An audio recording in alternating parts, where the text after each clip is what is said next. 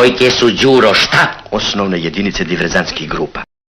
Zdravo, danas se neću baviti basistom ovog benda koji najavljuje nove koncerte po Srbiji, nego ću se baviti isključivo čovekom s kojim se ovaj naš bazista druži, da vidite ko je ta veličina od čoveka.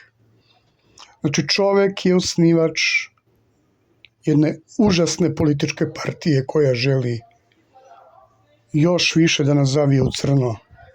Pogledajte samo šta žele. Žele još veću indokrinaciju u školama.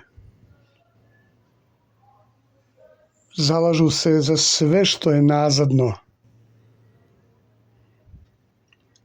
I ono što je najvažnije, zalažu se da Republika Srbija izgubi nezavisnost koju već i ovako više, nažalost, nema. Zbog iste te odvratne Evropske unije. Ovde se čak navodi da biti liberal znači jednako patriota. Patriota čega?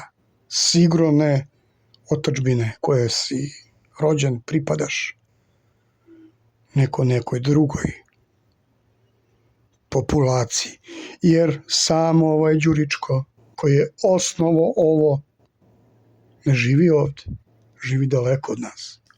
Svi znamo šta se sve dešavalo za vreme pandemije i ko je podržavao globalizam i zaključavanje uz onu čuvenu parolu ostanite kod kuće.